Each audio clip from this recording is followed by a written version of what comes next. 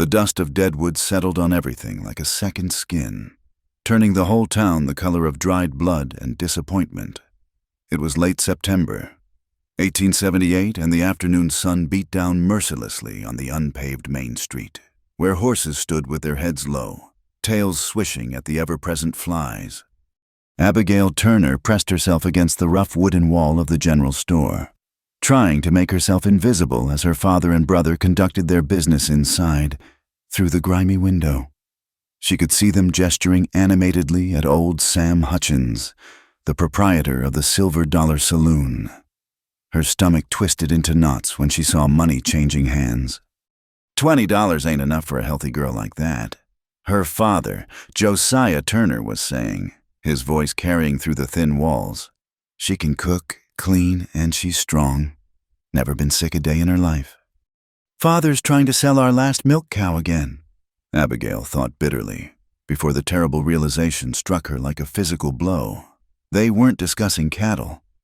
Her brother Ezra laughed, a harsh sound like breaking glass. Hell, Sam. She's prime goods, 23 years old and still got all her teeth, worth at least 35. The door burst open, and Josiah's weathered face appeared, his eyes scanning the street until they found her. Abigail, get in here, girl.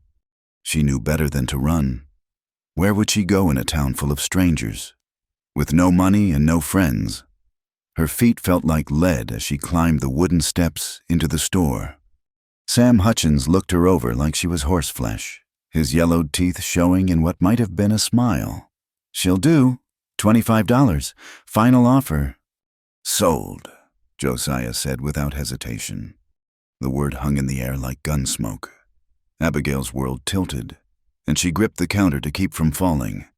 This was it, then, after her mother died of fever 2 winters past. She'd known this day might come, but knowing and experiencing were different beasts entirely. You can't, she whispered, finding her voice at last. I'm your daughter. Ezra snorted. You're another mouth to feed is what you are. Sam here's doing us a favor. The bell above the door chimed, and everyone turned. A man stood silhouetted in the doorway, tall and lean, with the kind of stillness that made even the dust motes seem to pause in their dance. He wore buckskins that had seen better days, and his face was obscured by the shadow of his wide-brimmed hat. Store's open, Sam said impatiently, but we're conducting private business here. The stranger stepped inside, his boots barely making a sound on the floorboards. Now Abigail could see his face, weathered by sun and wind, with deep-set gray eyes that seemed to take in everything at once. He couldn't have been more than 35, but his face held the weight of someone who'd seen too much too young. Wayne Boone, someone whispered from the back of the store, and the name rippled through the room like a stone dropped in still water. Abigail had heard of him. Everyone in Deadwood had. The hunter who lived alone in the Black Hills, who brought in pelts so fine they fetched top dollar, who'd once faced down 3 claim jumpers with nothing but a skinning knife and walked away without a scratch. Some said he was part Indian, others that he'd gone savage from too many years in the wilderness.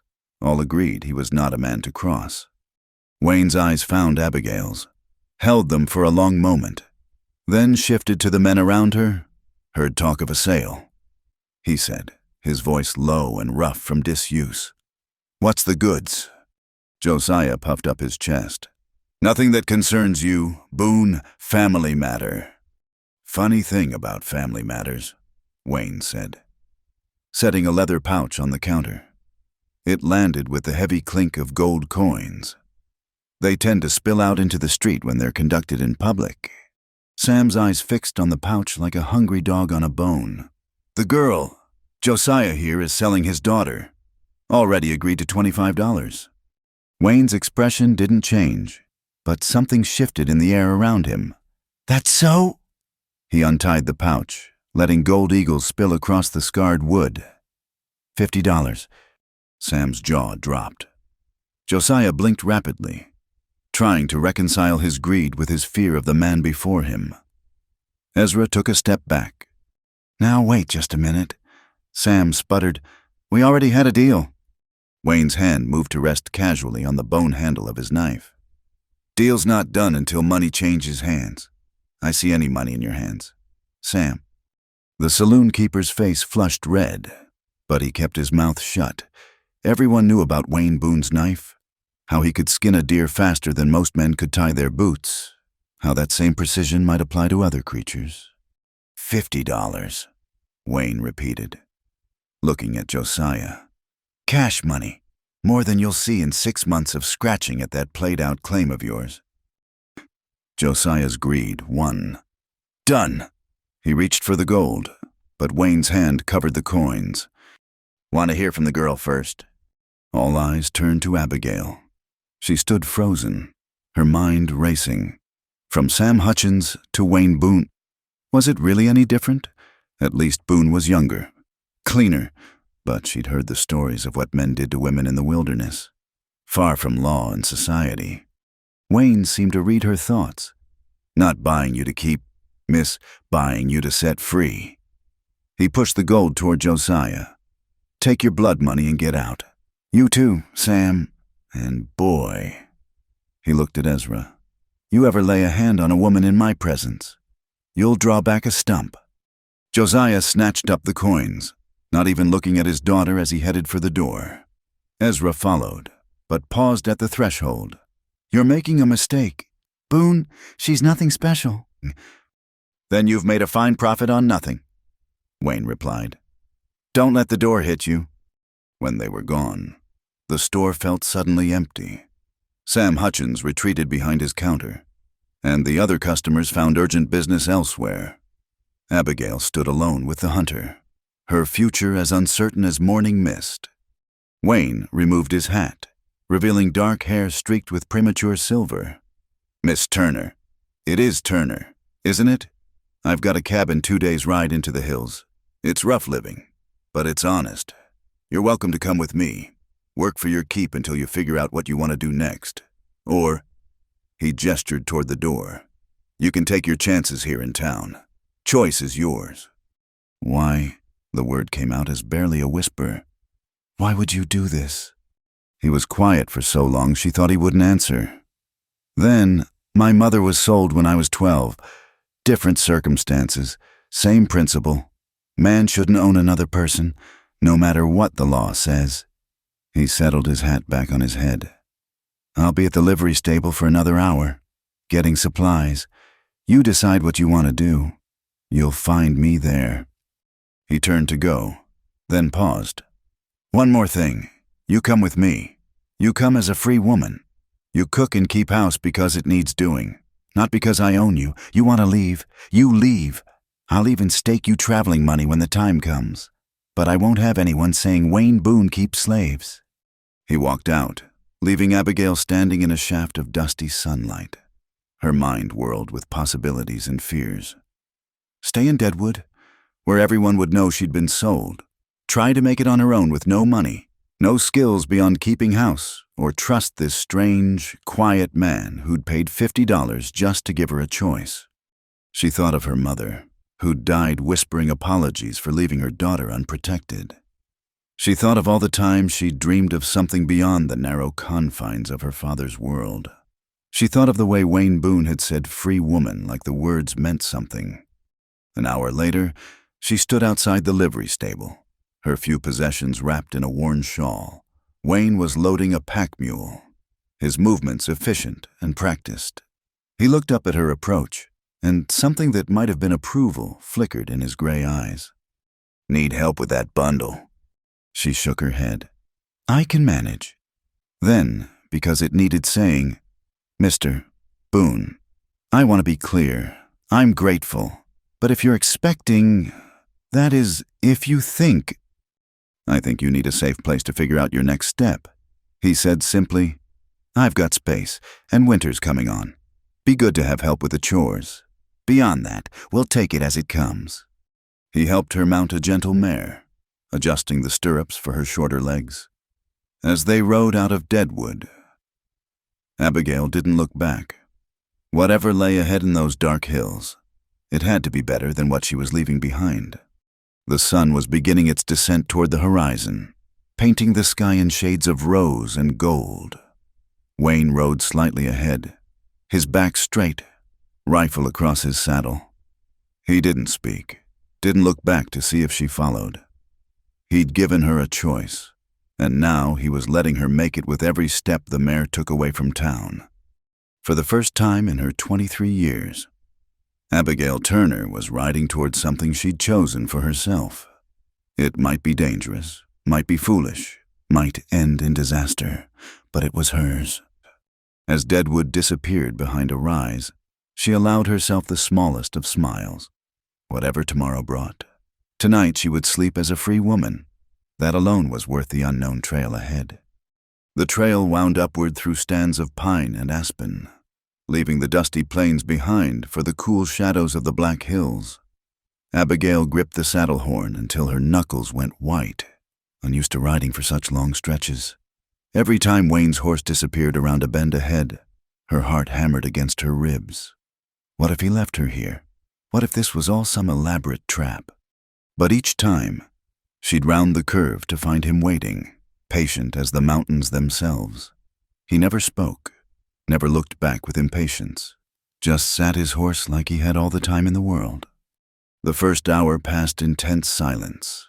The second brought a gradual loosening of her shoulders as the rhythm of the mare's gait became familiar. By the third hour, she found herself noticing things beyond her fear. The way golden afternoon light filtered through the pine needles, the sharp scent of sap and earth, the call of birds she couldn't name. When the sun touched the western peaks, Wayne finally spoke. "Creek up ahead. We'll water the horses and rest a spell." The creek ran clear and cold over smooth stones. Abigail slid from the saddle, her legs trembling like a newborn foal's. She grabbed the mare's mane to steady herself, heat flooding her cheeks at her clumsiness. "Takes time to get used to," Wayne said, already loosening his horse's girth. "You're doing fine." She wanted to ask how he could tell, but the words stuck in her throat. Instead, she copied his movements, fumbling with the unfamiliar buckles and straps. He didn't offer to help, didn't take over when she struggled. He just went about his business, giving her space to figure it out.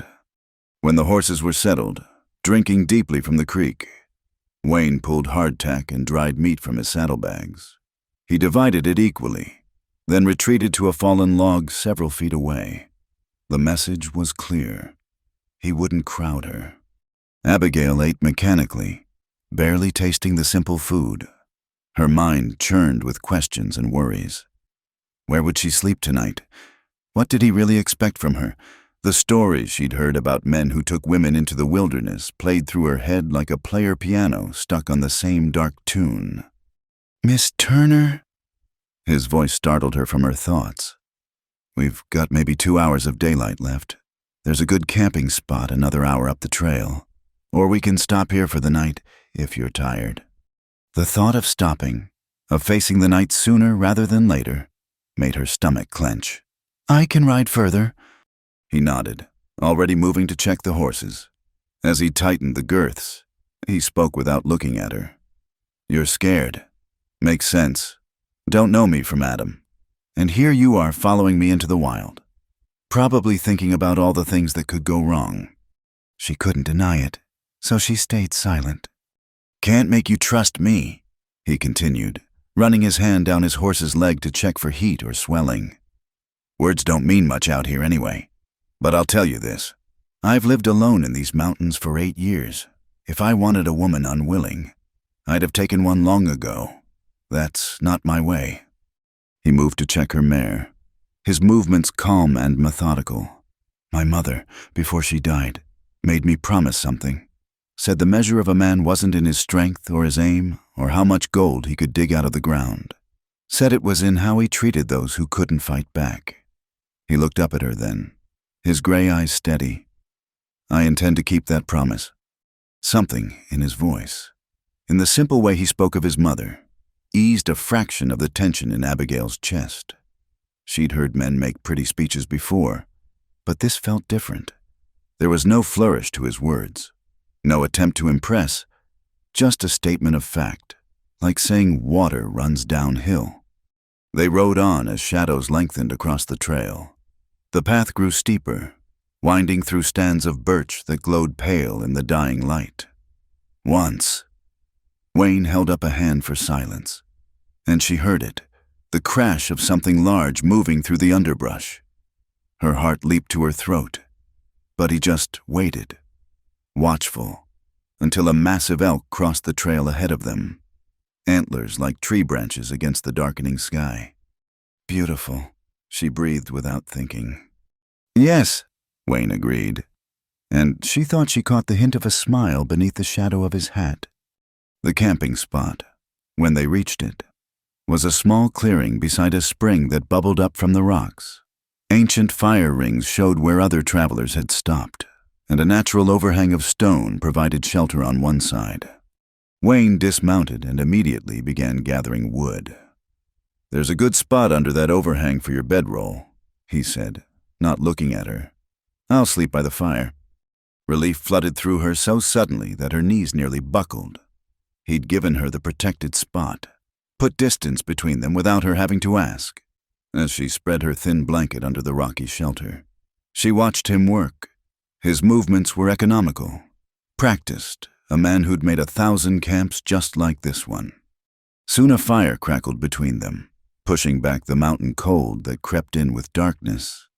Wayne produced a battered coffee pot from his pack and set it on the coals. The familiar smell of brewing coffee made the wild setting feel almost civilized. "Tomorrow we'll reach the cabin by noon," he said, pouring coffee into 2 tin cups. He set hers on a flat stone within her reach, then returned to his side of the fire. "It's rough, built it myself, and I'm no carpenter, but the roof doesn't leak and the chimney draws clean." "I'm not afraid of rough living," Abigail said, surprising herself by speaking. "We didn't have much, even before." She trailed off, not wanting to think about her father and brother. Wayne sipped his coffee, staring into the flames. "Self-pity's a luxury out here. What matters is what you do tomorrow, not what happened yesterday." They sat in companionable silence as stars emerged overhead, more stars than she'd ever seen in town. The fire popped and hissed, sending sparks spiraling upward. Somewhere in the distance, a wolf howled, answered by another. "Are they close?" she asked, unable to keep the tremor from her voice. "Not close enough to worry about. Wolves are smart. They know humans mean trouble." He added another log to the fire. "Bears are what you watch for, but they're mostly fat and lazy this time of year, getting ready to sleep." He told her about the mountains then, his voice low and steady in the darkness, about the seasons and the game trails, the plants that could heal and those that could harm, about reading weather in cloud formations and finding direction by the stars. His words painted pictures of a world she'd never imagined, vast and wild and beautiful. Gradually, her eyelids grew heavy. The warmth of the fire, the steady rhythm of his voice, the profound quiet of the wilderness all combined to pull her towards sleep. Her last conscious thought was surprise. She'd been certain fear would keep her awake all night. She woke once in the deep hours, startled by a sound she couldn't identify. The fire had died to embers, but in their faint glow, she could see Wayne's silhouette. He sat with his back against a tree, rifle across his knees, keeping watch. The sight should have frightened her. An armed man, a stranger, all that stood between her and the vast darkness. Instead, she felt an unexpected wave of safety security. She couldn't name it exactly, this feeling of being protected without being possessed. When dawn came, painting the peaks rose and gold. She woke to find coffee already brewing and Wayne saddling the horses. He'd let her sleep until the last possible moment. She realized, such a small kindness. But after years of being roused at first light to cook for her father and brother, it felt like a gift. "Morning," he said simply, handing her coffee and more hardtack. "Weather looks good. Should make good time." As she rolled her blanket and prepared to ride, Abigail realized something had shifted in the night. The sharp edge of her fear had dulled, replaced by a cautious curiosity. Wayne Boone was still a mystery, still a potential danger. But he was also a man who kept watch through the night, who spoke gently of his mother's wisdom, who gave her choices instead of commands. The trail ahead remained uncertain, but for the first time in longer than she could remember, Abigail Turner found herself curious to see where it led. As they rode out of the clearing into the morning light, she sat a little straighter in the saddle, held the reins a little more confidently. Whatever waited at that rough cabin in the mountains, she would meet it as herself, not as property to be sold, not as a burden to be borne, but as a woman making her own way in the world. It was a small thing, perhaps, but it felt like the beginning of something larger. Wayne rode ahead as always, but now his silence felt less like indifference and more like respect. He was giving her room to think, to be, to choose.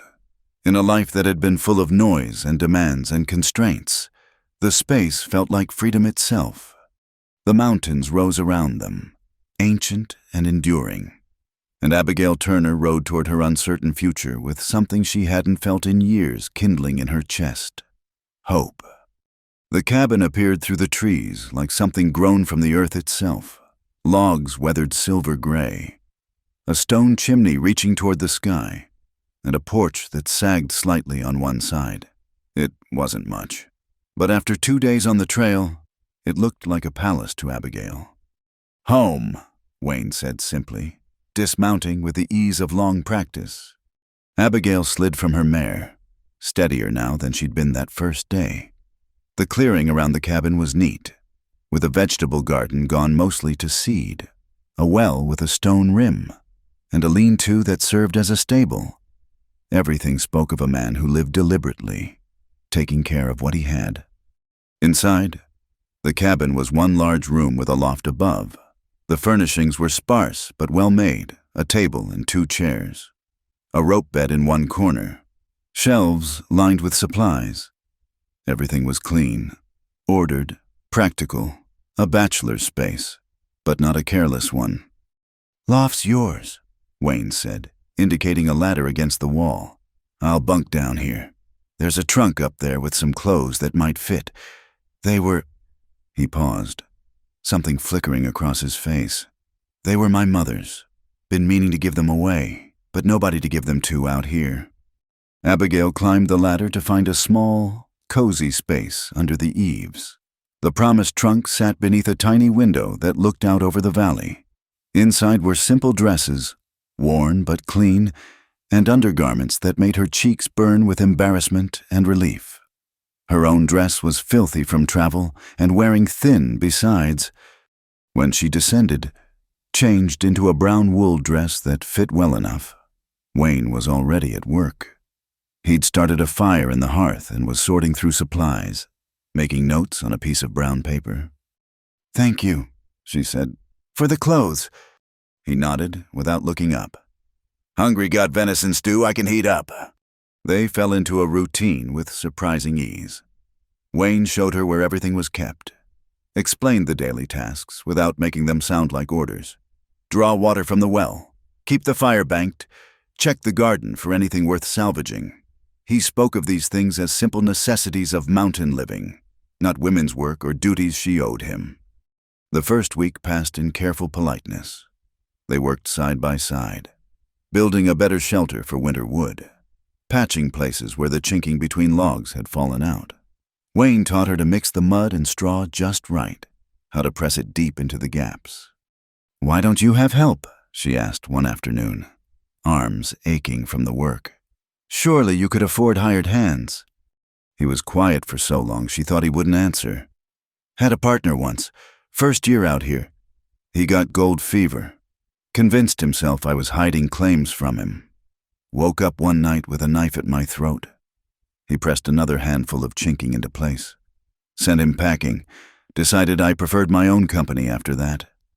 But you brought me here." "You're not looking for gold," he said simply. "Just looking for a place to breathe." She understood that. The need for space, for air, for a life that wasn't mapped out by others' expectations. Each morning she woke in her loft. She felt it. the absence of dread that had colored her days in her father's house. The second week brought the first real test. Wayne announced he needed to check his trap lines. Would be gone 2 days. The thought of being alone in the wilderness sent panic racing through her veins. But she forced herself to nod calmly. "Rifle's above the door," he said. "You know how to shoot?" "No." He spent the afternoon teaching her, patient with her flinches at the noise, her awkward grip. By evening, she could hit a target more often than not. "Don't need to be a marksman," he said, "just need to make noise. Most creatures will leave you be if you give them reason." Those 2 days alone tested her in ways she hadn't expected. Not from external threats. No bears or wolves appeared. But from the silence, the responsibility, the strange freedom of having no one to answer to. She kept the fire going, cooked simple meals, even ventured to the garden to dig up the last of the potatoes. When Wayne returned, pack-heavy with pelts, she felt an unexpected lightness at seeing him. Not relief exactly, but something warmer. He looked pleased to find everything in order, and even more pleased at the potato soup she'd made. "You did well," he said, and the simple praise meant more than flowery compliments ever had. October painted the aspens gold, and the air turned sharp with coming winter. They worked harder now, preparing for the months of snow ahead. Wayne taught her to split wood properly, how to stack it so air could circulate. Her hands blistered, then calloused. Her arms grew strong. One evening, as they sat by the fire after supper, Wayne pulled out a worn book. "Can you read?" Shame heated her cheeks. "A little. Mother taught me some before she died, but Father said it wasn't necessary." "Necessary's got nothing to do with it," Wayne said. He opened the book, Robinson Crusoe, and pointed to a passage. "Try this." She stumbled through the words, him helping when she faltered. It became their evening ritual. Slowly, painfully. She worked through pages while he sat across from her, carving pieces of wood into useful shapes, spoons, bowls, a comb for her hair. "Why does it matter to you?" she asked one night. "Whether I can read." He set down his knife, considering. "World's big, bigger than these mountains, bigger than Deadwood, bigger than anything you've seen. Books let you visit all of it, understand things beyond your own experience. Man or woman, doesn't matter. Mind needs feeding same as the body." November brought the first snow, transforming the world into something clean and new. Abigail stood on the porch, watching fat flakes fall, when Wayne joined her. "It's beautiful," she breathed. "Wait till January. You'll be sick of it by then." But he said it with humor, not warning. "Wayne," she said, gathering courage. "That first day, you said I could leave whenever I wanted. Said you'd stake me traveling money." His face went carefully neutral. "I did offer stands." "I don't want to leave," she said quickly. I need to know it's real, that I could." He went inside, returning with a leather pouch. He pressed it into her hands. Gold coins, maybe $20 worth. Trail to Deadwoods marked, "Follow the creek down. Bear left at the split rock. Take the mare when you go. She's steady." Abigail stared at the money, at the tangible proof of her freedom. Then she handed it back. "I'm not going anywhere, but I needed to know I could." Something shifted in his eyes then, a warmth that hadn't been there before. "I understand that, better than you might think." December brought deeper cold and longer nights. They'd grown comfortable with each other by then, able to work in companionable silence or talk easily about the day's tasks. Abigail had taken over the cooking entirely, experimenting with the limited supplies to create variety. Wayne had built her a proper chair for the loft, so she could read by the window. One night, a blizzard howled outside, making the cabin walls creak. They sat close to the fire, Wayne showing her how to mend harness while she worked on patching his spare shirt. "Can I ask you something?" she said. "About your mother?" His hand stilled on the leather. "What about her?" "You said she was sold, but she raised you, taught you things. How?" Man who bought her wasn't all bad. Frontier preacher. Needed a housekeeper. He taught me letters and numbers. She taught me everything else. When she died, I was old enough to strike out on my own. He resumed his work, steady and methodical. She used to say freedom wasn't just about where your body was. Said it was about what you built with your own hands, what you chose with your own heart. Abigail felt tears prick her eyes. She sounds wise. Think she would have liked you. It was the closest he'd come to a compliment beyond her work, and it warmed her more than the fire. As winter deepened, their partnership evolved into something neither had expected, genuine companionship. They were building something together, not just a shelter against winter, but a life shaped by mutual respect and shared labor. The cabin that had seemed so foreign that first day now felt like home. One night, as Abigail practiced her reading and Wayne carved what was starting to look like a wooden bird, she paused. Abigail, she spelled slowly. That's my name. It is, Wayne agreed. She traced the letters Wayne had written for her weeks ago, understanding finally dawning. I never saw it written before. Never knew what it looked like. Now you do. It's yours. Like everything else about you. Nobody can take that away. She looked across at him, this quiet man who'd given her more than shelter. He'd given her the tools to build a self. Thank you, Wayne, for all of it. He looked up from his carving, that rare, warm smile crossing his weathered features. Nothing to thank me for.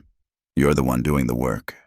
Outside, snow continued to fall, blanketing the world in pristine white.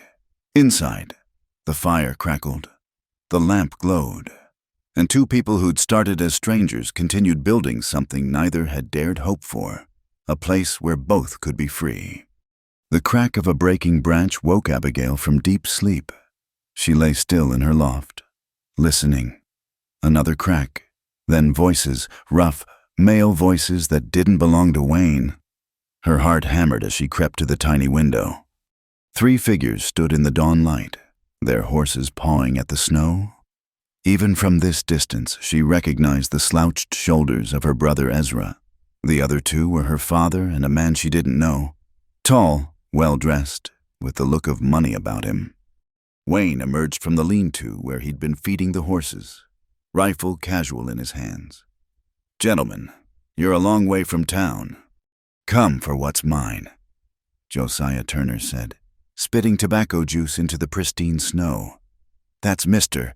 Cornelius Hartwell, owns the biggest mine in the territory, willing to pay good money for the girl.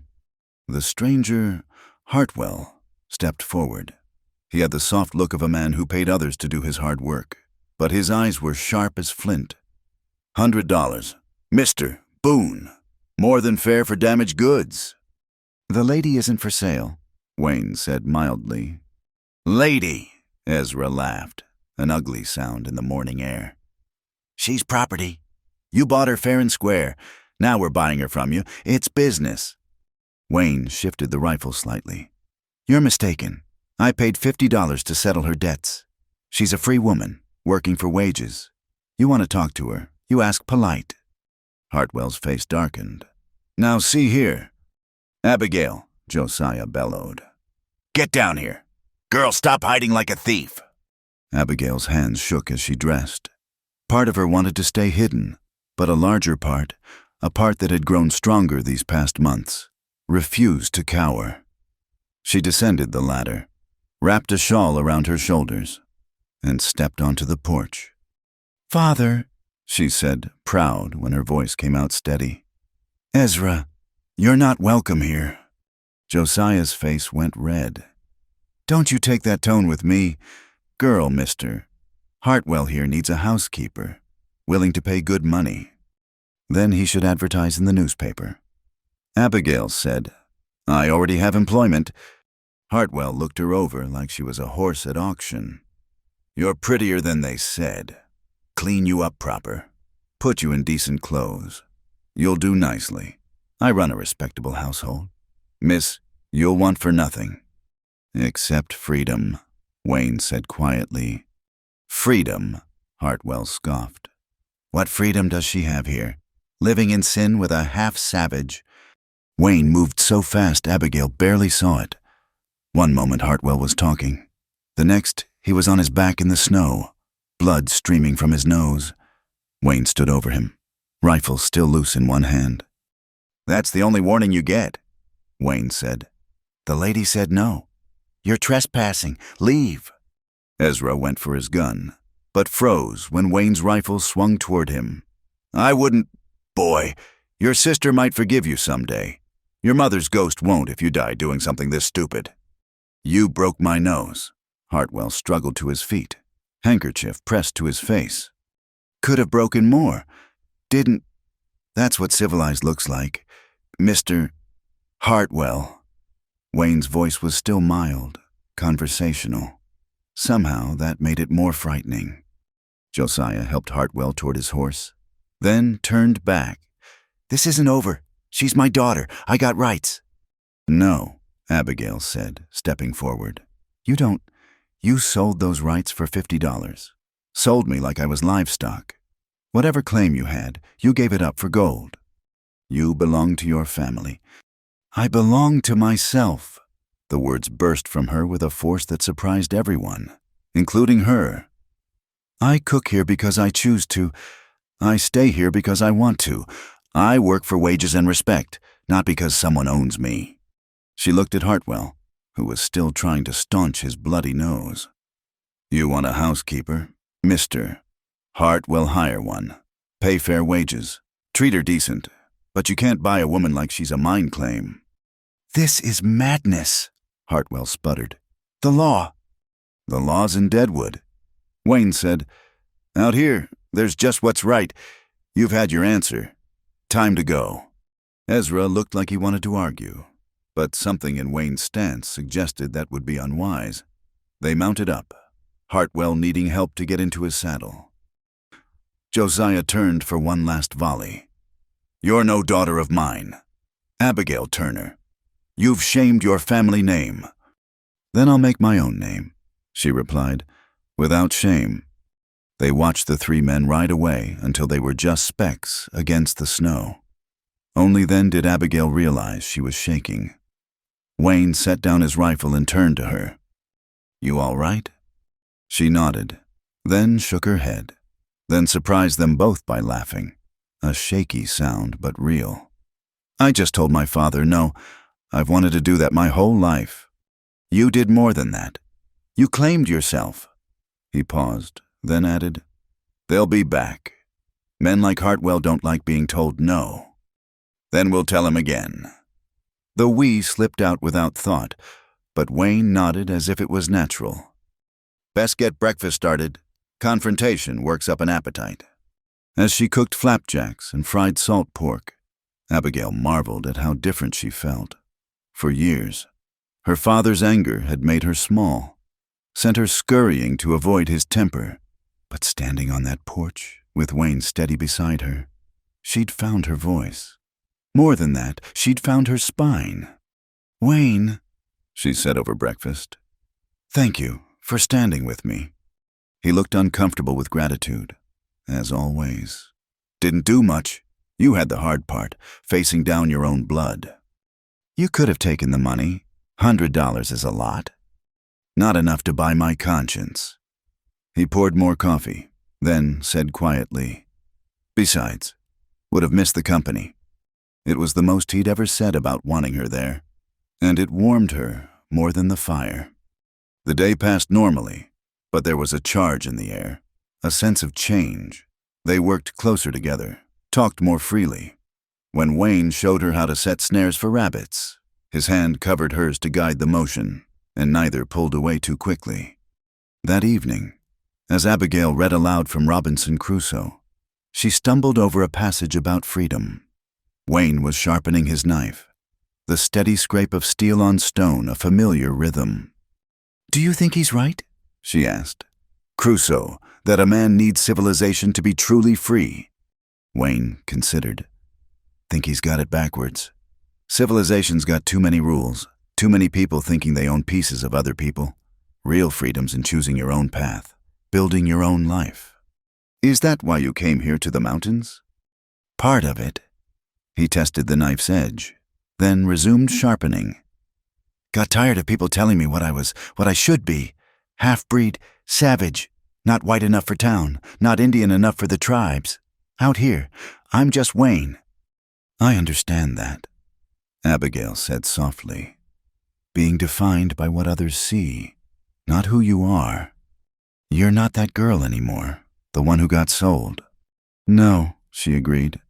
I'm not sure who I am now, but I'm not her. You're Abigail, he said simply, woman who stands up to bullies, who can read and write her own name, who makes the best flapjacks in the Black Hills. She laughed. That's not much of an accomplishment. It's yours. That makes it enough.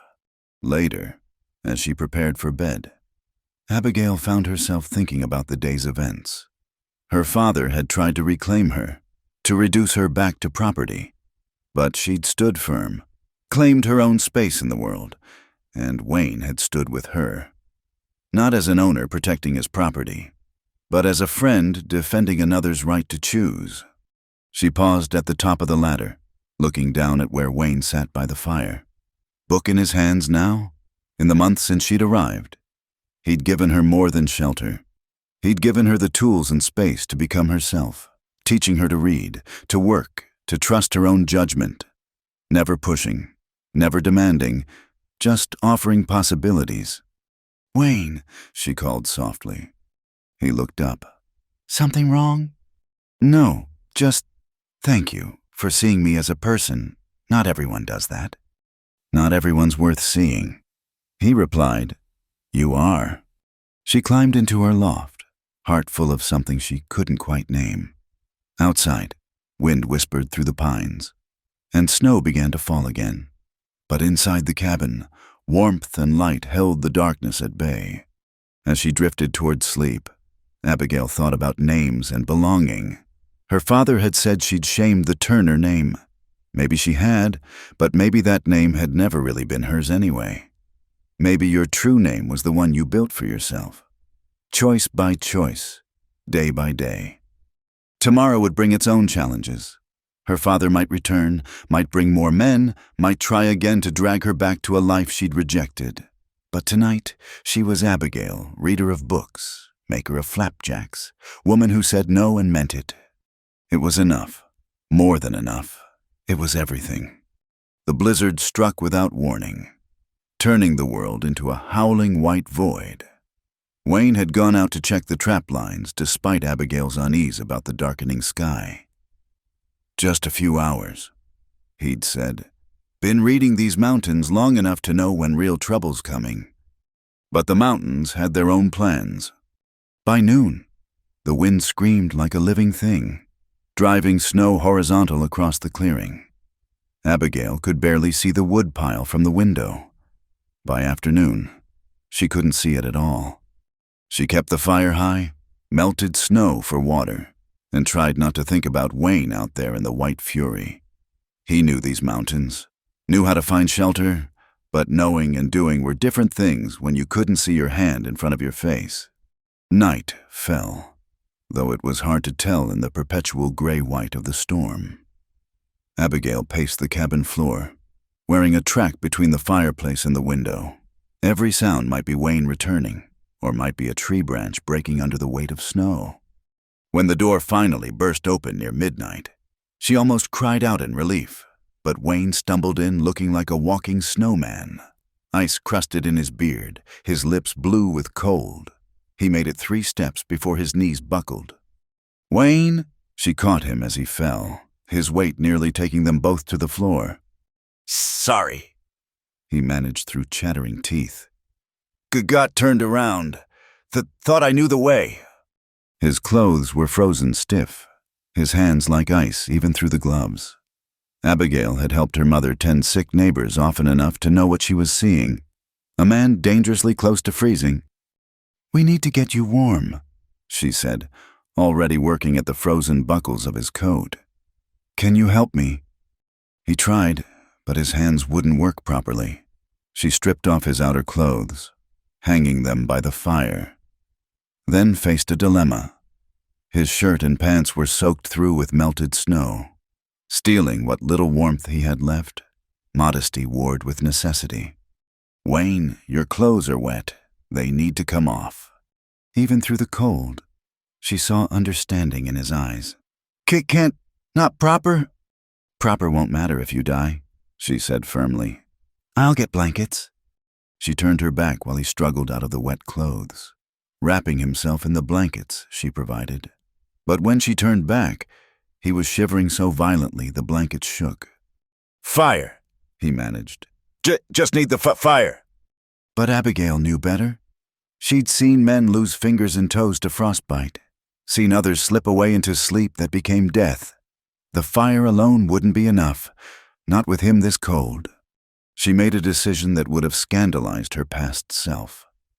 Grabbing another blanket, she sat beside him and pulled him against her, wrapping them both in wool. "What?" "Hush," she said. "Body heat. My mother taught me. It's the fastest way to warm someone who's too cold." He tried to pull away. Not right. Your reputation." "My reputation is my own business," she said firmly. "And it won't matter to anyone if you're dead. Now be still." Gradually, his shivering eased. Color returned to his face, though he kept his eyes carefully averted. Abigail found herself noticing things she'd tried not to see before. The strength in his shoulders, the way his dark hair curled when wet, the careful way he held himself even now, trying not to impose. "Better?" she asked when his breathing steadied. "Yes," his voice was rough. "Abigail, You'd have done the same for me," she said quickly, not ready for whatever he might say. "Are you hungry? I kept stew warm." She busied herself with food, giving them both time to recover equilibrium. When she brought him a bowl, he'd arranged the blankets more modestly, though his color was still pale. "Thank you," he said simply. "Would have died out there without you." "You wouldn't have been out there without me," she replied, "checking trap lines in a storm to keep food on the table. Keep me safe and fed. That's just what needs doing." So was this. They ate in silence, the storm still raging outside. Finally, Wayne spoke. "Abigail, what happened? I wouldn't want you to think I'd expect. That is, just because circumstances forced." "I know," she said softly. "You're an honorable man. Wayne Boone. I've known that since the day you gave me a choice." Something shifted in his expression. "Don't know about honorable, but I try to be decent." "Same thing, far as I can tell." The storm continued for 2 more days. They were trapped together in the small cabin, closer than they'd ever been. Wayne recovered quickly, but the enforced intimacy changed something between them. They talked more freely, laughed more easily. When Abigail read aloud, Wayne watched her face instead of staring into the fire. When Wayne told stories of his travels, Abigail found herself studying the way his eyes crinkled when he smiled. On the second night, as they sat by the fire, Abigail gathered her courage. "Wayne, can I ask you something personal?" He nodded, wary. Have you ever cared for someone? A woman? I mean..." He was quiet so long she thought he wouldn't answer. "Once, a trader's daughter, back when I first came to the mountains. Pretty little thing, full of life. Thought maybe..." He shrugged. "Her father made it clear I wasn't suitable. Wrong blood, wrong life. She married a shopkeeper in Denver." "I'm sorry." "Don't be. She made the right choice. This life isn't for everyone." He looked at her then. Really looked at her. "Takes a special kind of strength to thrive out here. Not many have it." "Do I..." The question slipped out before she could stop it. "You saved my life in a blizzard. Stood up to your father and a rich man with guns. Made a home out of a cabin that barely deserved the name." His voice dropped low. "Yes, Abigail. You have it. You." The third day dawned clear and brilliant. The storm blown out, they emerged from the cabin like bears from hibernation. blinking in the sudden brightness. The world had been transformed, buried under feet of pristine snow. "It's beautiful," Abigail breathed. "And dangerous," Wayne added. "Snow's too deep for travel. We're stuck here at least a week, maybe 2. But he didn't sound upset about it, and neither was she. They worked together to dig out essential paths, to the woodpile, the privy, the stable. The physical labor felt good after days confined inside. When Wayne's hand touched hers as they both reached for the shovel, neither pulled away immediately. That night, as Abigail prepared for bed, she paused at the ladder. "Wayne, what you said about strength, did you mean it?" He looked up from banking the fire. "Every word." "Then why do I still feel afraid, sometimes afraid this will end? That I'll wake up back in Deadwood? That this freedom is just borrowed?" Wayne stood, crossing to stand beneath the loft ladder. "Being strong doesn't mean not feeling fear, means feeling it and choosing to go on anyway. You've been doing that since the day we met." "I couldn't have without you." "Sure you could. Might have been different, might have been harder, but you'd have found a way. That's who you are." She looked down at him, this quiet man who'd given her so much. "Wayne, A sound outside cut her off. Horses, voices. Wayne grabbed his rifle, pushing her back. "Stay up there!" But she recognized one of the voices and her heart sank. "It's Doc Morrison, from town. He only comes up here for one reason." Wayne's face went grim. They both knew what that reason was. Someone was badly hurt or sick, beyond the help of town remedies. The doctor's winter journey meant desperation. Wayne opened the door carefully. Rifle ready. Doc Morrison sat his horse, looking exhausted, accompanied by someone bundled beyond recognition. "Wayne," the doctor called. "Sorry to impose. Got a patient who needs somewhere warm and quiet. Town's no good, too many interested parties." The bundled figure pushed back their hood, revealing a young woman's face, pale and frightened. She couldn't have been more than 17, with the unmistakable swell of pregnancy beneath her cloak. "Please," she whispered. "They want to take my baby. Said I'm not fit, not married. Please help me." Wayne looked up at Abigail, the question clear in his eyes. This would bring trouble, harbor someone the town had likely judged and found wanting. But Abigail was already climbing down the ladder. "Bring her in," she said firmly. No woman should face that alone. As they helped the girl inside, Abigail caught Wayne's eye. He nodded, just once, but she saw approval there. They'd built something here together, not just a shelter from storms, but a place where choice mattered more than judgment, where strength could take many forms. The blizzard had tested them, drawn them closer. Now a different kind of storm approached, human trouble, complicated and messy, but they'd face it as they'd faced everything else together, with courage, with the kind of strength that came from choosing to stand when falling would be easier. Outside, the snow gleamed under starlight, pristine and perfect.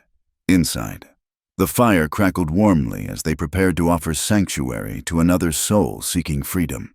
It was dangerous, perhaps foolish, but it was right. And in the end, Abigail thought as she prepared a pallet for the frightened girl, right mattered more than safe. Wayne had taught her that, or maybe she'd always known it, and he'd just given her the space to discover it for herself. Either way, they'd crossed a line in the storm, moved from partnership to something deeper. What that meant, where it would lead, she didn't know, but like the girl seeking shelter, she chose to trust in the possibility of kindness, the strength found in standing together against whatever storms might come. Spring arrived like a miracle after the harsh winter, painting the meadows with wildflowers and filling the air with bird song. The young woman they'd sheltered, Mary Sullivan, had given birth to a healthy daughter and moved on to relatives in California, but not before teaching Abigail about midwifery and herbs. The experience had opened new possibilities in Abigail's mind. It was a morning in early May when the opportunity arrived, brought by an unexpected visitor. Thomas Garrett, owner of the Riverside Mining Company, rode up to the cabin with 2 companions. Unlike Hartwell's threatening presence months before, Garrett dismounted politely and removed his hat. "Mr. Boone, Miss Turner," he greeted them. "I come with a business proposition." Wayne set down the axe he'd been using to split wood. "Listening." "My operation's grown. Got nearly 50 men now, and more coming. Problem is, most can't read worth a damn. Can't read safety notices, can't write home to their families, can't figure their own wages." Garrett shifted his weight, clearly uncomfortable asking for help. Heard tell Miss Turner knows her letters, wondering if she might consider teaching. Abigail's heart jumped. "Teaching her, I'm still learning myself," she said carefully. "More than my men know." Garrett replied, "I'd pay fair wages, $1 a day, 2 days a week. Could use the company store for lessons. Men would come after shift, voluntary-like." Wayne stood silent, letting her make the decision, but she saw something in his eyes. Pride, concern. She couldn't quite read it. "I'd need to think about it," Abigail said. Of course. Offer stands when you're ready." Garrett remounted, then paused. "Should mention, some folks in town might not like it.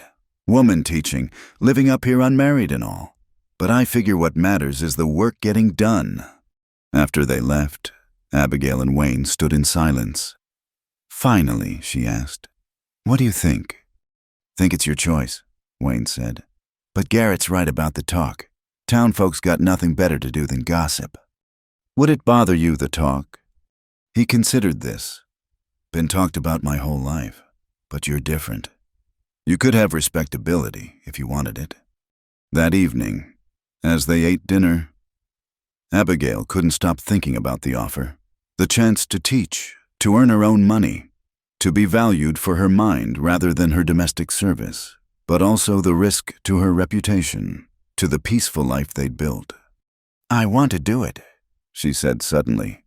Wayne nodded slowly. "Then you should." "But the travel, twice a week, it's dangerous." "I'll ride with you. Got pelts to trade anyway." She looked at him across the table, this man who constantly made space for her choices. "Wayne, why do you care what happens to me?" He set down his coffee cup carefully. "You know why." "Do I?" The silence stretched between them, charged with unspoken truths. Finally, Wayne stood. "I'll check the horses. Early start tomorrow if you're doing this." But that night, as Abigail lay in her loft, she heard him moving restlessly below. When she crept to the ladder, she found him sitting by the dying fire, head in his hands. "Wayne?" He looked up, startled. "Thought you were asleep." "Couldn't." She climbed down, wrapping a shawl around her nightdress. "What's troubling you?" "Nothing. Everything." He stared into the embers. "Abigail, when you start teaching, going to town regular, you'll see there's a whole world out there. Opportunities. Men who can offer you a proper life. A real home. Respectability. This is a real home. You know what I mean. Marriage, family. Things I can't—" He stopped abruptly. "Can't or won't. What difference does it make you deserve better than a half-breed hunter living rough in the mountains?" The word hit her like cold water. "Don't call yourself that." "It's what I am, what everyone sees." "It's not what I see." She moved closer, close enough to see the pain in his eyes. "I see the man who gave me freedom, who taught me to read, who treats me as an equal." "Abigail, I see the man who nearly died checking trap lines to keep me fed, who stood against my father and Hartwell, who made space in his life for a stranger." Her voice dropped to a whisper. "I see the man I've come to care for." Wayne's breath caught. "You shouldn't. I've got nothing to offer." "You have everything I want," she interrupted. "Respect, kindness, partnership. Could you care for me, not as someone you rescued, but as a woman?" "Abigail." Her name came out broken.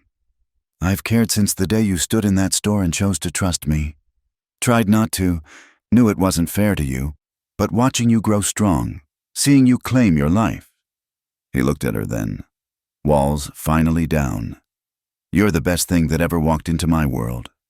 She reached out, touched his face gently. He caught her hand, pressed it against his cheek. "I love you," she said simply. "Not because you saved me, because of who you are." "Abigail, His voice was rough with emotion. "I love you too. God help me, I do." The space between them disappeared. His lips found hers, gentle at first, then deeper as months of careful distance dissolved. When they finally parted, both breathing unsteadily, Wayne rested his forehead against hers. "This changes things," he said. "Everything," she agreed. "But I still want to teach." "I know. Wouldn't want you different." He pulled back slightly. "But if we're doing this, really doing this, we should do it proper. Make it official. Would you? That is—" "Wayne Boone," she said with a smile. "Are you trying to propose?" "Badly," he admitted. "Never done it before." "Then let me help. Yes. I haven't asked yet." "Then ask." He took both her hands in his. "Abigail Turner, will you marry me? Not because you need protection or respectability, but because I can't imagine these mountains without you in them." "Yes," she said again, laughing through tears she hadn't expected. "Yes to all of it." They sat by the fire until dawn, talking about the future, the teaching, the marriage, the life they'd build together. When Wayne suggested they could move to town if she wanted, she shook her head firmly. "This is home, our home. I'll teach because I want to, but I'll always come back here." The next week, they rode to the mining camp together, Abigail nervous but determined. The miners were rough men, but respectful. They'd heard about the woman who'd stood up to Hartwell, who'd sheltered Mary Sullivan against the town's judgment. "Ma'am," one grizzled prospector said, hat in hand, "never learned my letters, but I got a daughter back in Ohio. Would surely like to write her myself instead of paying the clerk." By the end of the first lesson, she had 15 students, all eager despite their exhaustion from the mines. Wayne waited outside, keeping watch, trading pelts with the company store. Word spread quickly. By the third week, she had 25 students. Some brought their children, boys and girls who soaked up knowledge like spring rain. The company store became a makeshift schoolhouse 2 evenings a week. Not everyone approved. She heard the whispers when she walked through the camp. Living in sin. Improper woman. Savage's woman. But more voices spoke in support. Miners who could now read their contracts, write their families, understand the world beyond spoken words. One evening, as Wayne helped her pack up after lessons, Garrett appeared. "Miss Turner, the men are talking. They want to pool money, hire you proper like. 4 days a week, real schoolhouse. Would you consider it?" "We're getting married next month," Wayne said quietly. "It'll be Mrs. Boone." Garrett grinned. "Even better. Shuts up the gossips. What do you say? Soon to be Mrs. Boone." Abigail looked at Wayne, who nodded encouragingly. "I say yes." The ride home that night was quiet, both lost in thought. Finally, Wayne spoke. "Proud of you. What you're building." "We're building," she corrected. "None of this happens without you. I just gave you space. You did the growing." She reined her horse closer to his. "Wayne, that night, what we shared. I want you to know I meant every word." "I know." He reached across the gap between horses, took her hand. "So did I." The cabin appeared through the trees, lamplight glowing warm in the window from the fire they'd banked. Home, Abigail thought. Not just a shelter, but a true home, built on choice and respect and love. As they unsaddled the horses, Wayne said quietly, "That teaching job, it means you don't need me anymore. For protection, for providing, you'll have your own money. Your own life. Abigail turned to face him squarely. I never needed you. Wayne, not the way you mean. I chose you, choose you, every day. Even knowing what people say, what they'll always say. Especially then. She stepped closer. Let them talk. We'll be too busy living to hear them. He pulled her close then, there in the barn with the horses nickering softly and stars beginning to show through the door. How did I get so lucky? Not luck, Abigail said against his chest. Choice. The best choice either of us ever made.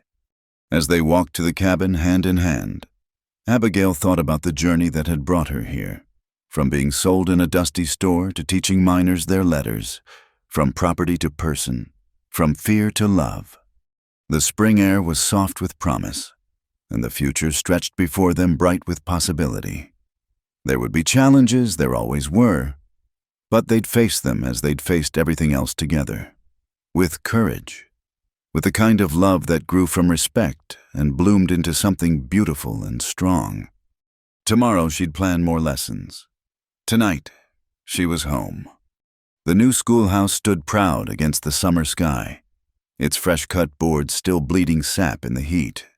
The miners had worked Sundays for 2 months to build it, transforming Abigail's makeshift classroom into something real and permanent. As she stood before it, key heavy in her hand, she could barely believe it was hers, theirs. Mrs. Boone, called out Jake Morrison, one of her first students. Got those readers you ordered from Denver. 3 months married, and she still felt a warm flutter hearing her new name.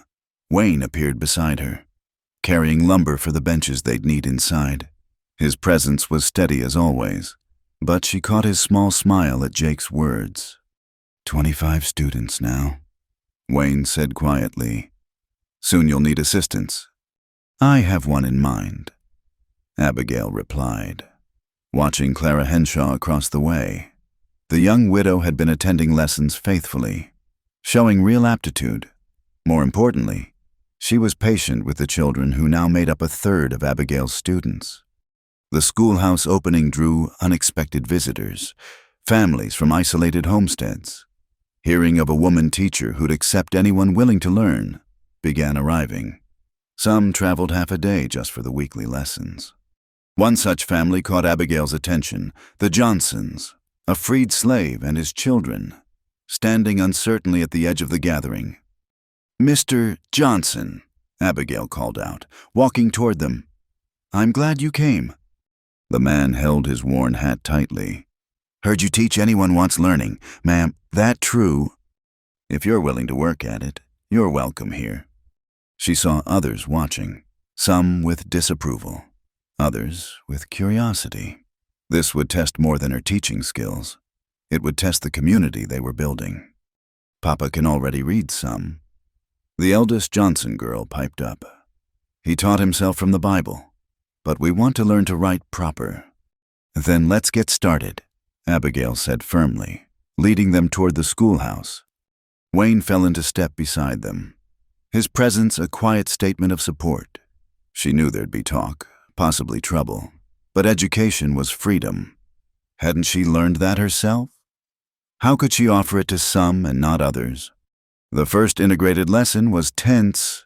Some students shifted uncomfortably, unused to sharing space across old boundaries. But when young Tommy Johnson correctly solved a arithmetic problem that had stumped others, when his sister Sarah read aloud in a clear, sweet voice, barriers began to crack. Learning don't care what color you are, old Pete Maxwell declared during the break. My grandfather came from Scotland with nothing but the clothes on his back. Education made us American. Not everyone agreed. The next week, Abigail arrived to find ugly words painted on the schoolhouse wall. Wayne was already there, bucket and brush in hand, washing them away. Who? She asked. Doesn't matter. What matters is they don't win. That evening, 12 men, miners and homesteaders both showed up to repaint the entire building. The Johnson family arrived to find the schoolhouse gleaming white. All welcome, painted above the door in Wayne's careful hand. As summer deepened, the school became the heart of an unexpected community. Wives began gathering while their children learned, sharing recipes and remedies. Men lingered after dropping off their families, discussing crops and weather. Wayne built benches under the trees where people could wait and visit. "You've done something bigger than teaching letters," Clara told Abigail one afternoon. They were preparing lessons together.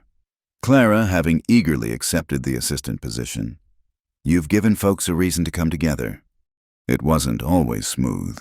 There were arguments about teaching methods, about discipline, about whether girls needed the same education as boys. But Abigail navigated each conflict with growing confidence, always returning to the simple principle Wayne had shown her: everyone deserved choice.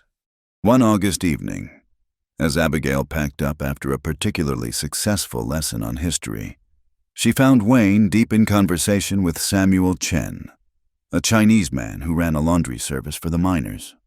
"My children born here," Samuel was saying in careful English. "Americans, but people say they cannot learn with others." "What does Mrs. Boone say?" Wayne asked. "I haven't asked. Don't want to cause trouble for her." "And to Mr. Chen," Abigail interjected, joining them. "Your children are welcome. Anyone who wants to learn is welcome." Samuel's eyes widened. "But others might leave," Abigail finished. "That's their choice. This is mine." The Chen children joined the next week. There was grumbling, and 2 families did stop coming, but more stayed, and new ones arrived, drawn by word of a school that judged students by effort, not origin. September brought an unexpected challenge. Cornelius Hartwell, the mine owner Wayne had bloodied months before, arrived with the territorial education inspector. Hartwell's nose had healed crooked, and his smile was all malice. "Inspector Thompson here needs to verify your credentials," Hartwell announced. "The territory has standards, after all." The inspector, a thin man with nervous hands, cleared his throat. "I need to see your teaching certificate, Mrs. Boone, and observe your methods." Abigail's heart sank. She had no certificate, no formal training, just months of hard work and determination. "She doesn't need," Wayne started, but Abigail touched his arm. "You're welcome to observe. Inspector Thompson. As for credentials, I have none but these." She gestured to the full classroom. The neat rows of students ranging from 6 to 60. "Judge me by my results." The inspector observed for 3 days. He watched former illiterate miners read contracts. He heard children recite multiplication tables. He saw Sarah Johnson help Tommy Chen with spelling while their parents worked side by side in the mine. On the final day, Hartwell pressed his case. "She has no formal education herself. It's inappropriate, possibly illegal." "Mr. Hartwell," the inspector interrupted. "I've seen certified teachers in Denver do less with more Mrs. Boone stays." But Hartwell wasn't finished. That evening, as Abigail and Wayne rode home, they found him waiting at their cabin with several men. "Thought you should know," Hartwell said. "I'm opening a proper school, certified teacher from back east. White students only.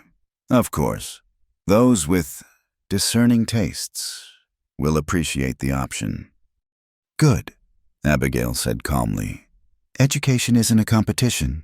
The more schools, the better." Hartwell's face darkened. "You've corrupted the natural order, mixed races, women teaching men, teaching them to read," Wayne said quietly. "Terrible corruption. You'd be wise to remember you're not untouchable. Boone, either of you." After they left, Abigail slumped in her chair. "He'll try to destroy everything we've built." "Let him try." Wayne knelt beside her, taking her hands. "You've given people something powerful. Not just letters, dignity. That's not easily destroyed." The next weeks proved Wayne right. Hartwell's school opened with fanfare, drawing perhaps a dozen students, but Abigail's schoolhouse remained full. Parents had seen their children bloom under her teaching. Miners valued the woman who treated them as capable of learning, not just laboring. One evening, the Johnson and Chen families arrived together at the cabin. Mrs. Boone," Samuel Chen said formally. "We have something for you." They presented a handmade book, bound in leather. Inside, each student had written a page about what learning meant to them. Some entries were simple. "Now I can read the Bible myself." Others were profound.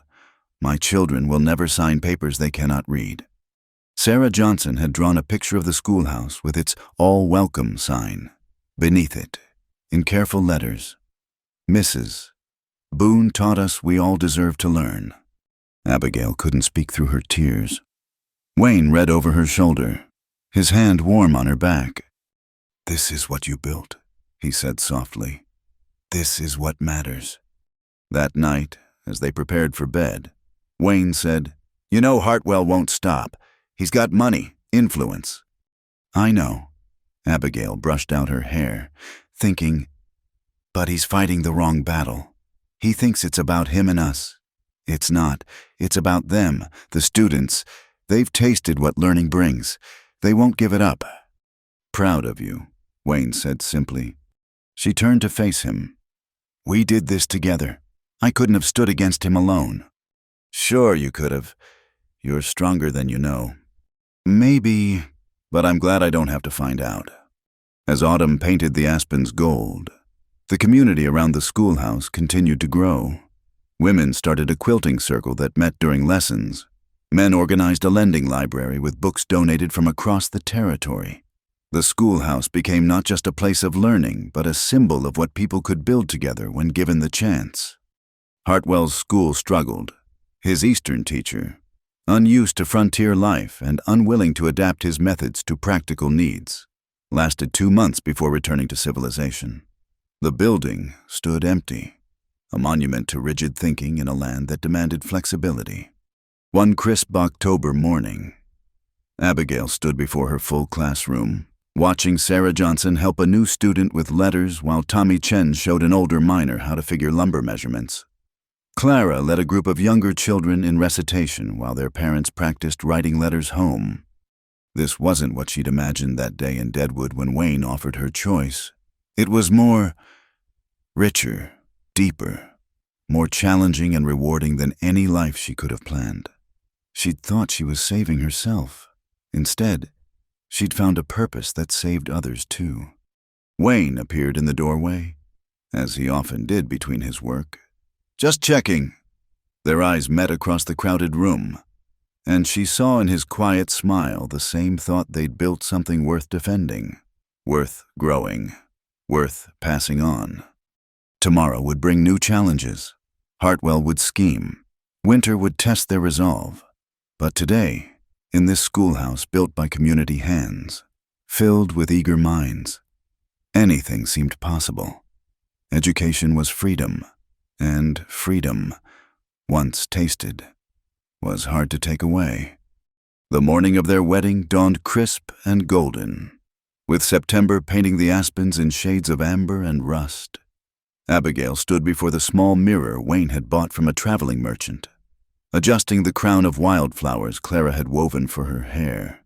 Her dress was simple, white cotton made from flour sacks, but sewn with loving care by the women of the community. "You look beautiful," Clara said, putting the final touches on the hem. Wayne won't know what hit him. Through the window of the schoolhouse, transformed for the day into a bridal preparation room, Abigail could see the meadow filling with people.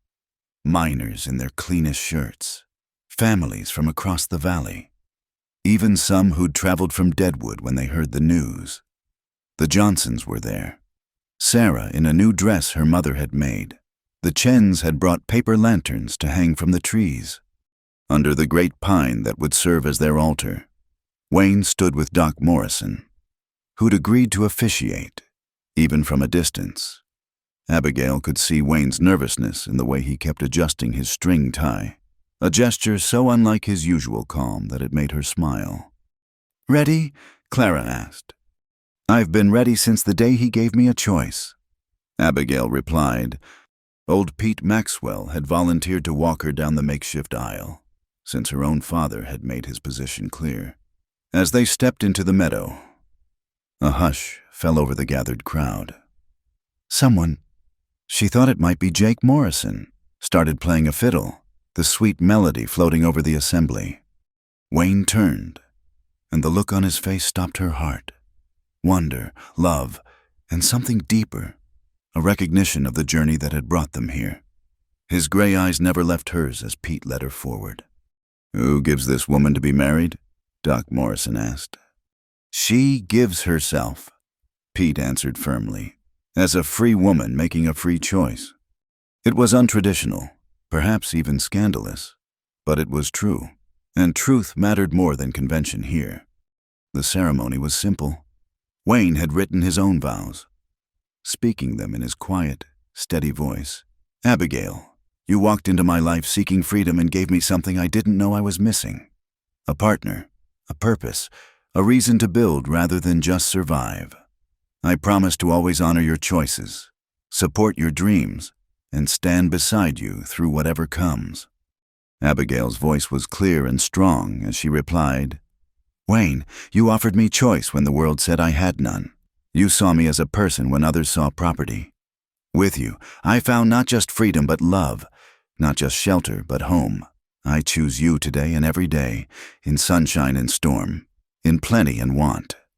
When Doc Morrison pronounced them married, the cheer that went up could probably be heard in Deadwood. The celebration that followed was a testament to the community they'd helped build.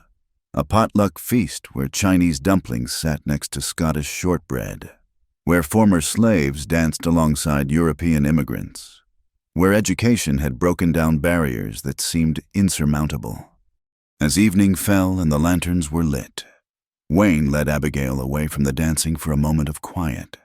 They stood at the edge of the meadow, looking back at the celebration. "No regrets?" he asked softly. "Only one," she said, "that it took so long to find you." Later, as they danced to Pete's fiddle under the stars, Abigail noticed Cornelius Hartwell watching from the shadows beyond the lantern light. His presence should have darkened the moment, but she found she pitied him instead. He could scheme and threaten, but he couldn't touch what they'd built here, a community founded on respect and learning, bound by something stronger than fear or prejudice.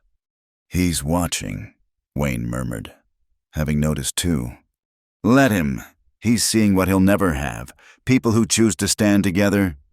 The party continued late into the night. When they finally returned to their cabin, Wayne carried Abigail over the threshold, both laughing at the formality of it after all they'd already shared. Inside, the cabin had been transformed by their friends. New quilts on the bed, fresh flowers on the table, and Abigail's eyes filled with tears. A new bookshelf Wayne had secretly commissioned, already half filled with donated books. "For the teacher," he said softly, "and my wife." As the fire burned low and the night grew quiet around them, they sat together on the porch, watching stars wheel overhead. The same stars that had watched over a frightened woman fleeing Deadwood, that had witnessed her growth from property to teacher, from rescued to rescuer. "What are you thinking?" Wayne asked. "About circles," Abigail replied. "How I started with nothing but the clothes on my back, and now—" She gestured to the cabin, the distant schoolhouse, the mountains that had become home. "Now you have everything.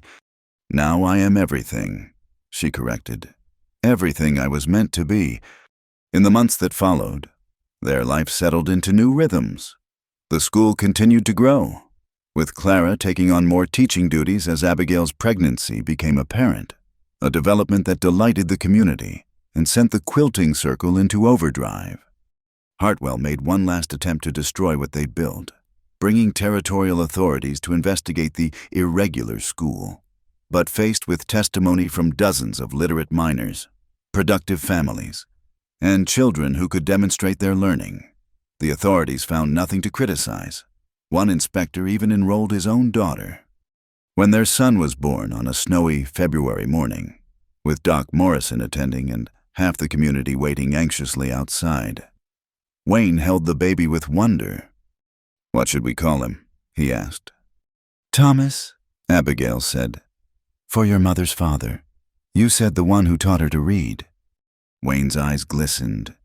"She'd have loved that. Loved you." As spring returned to the mountains, Abigail stood in the doorway of the expanded schoolhouse. Thomas sleeping in a cradle. Clara rocked while teaching.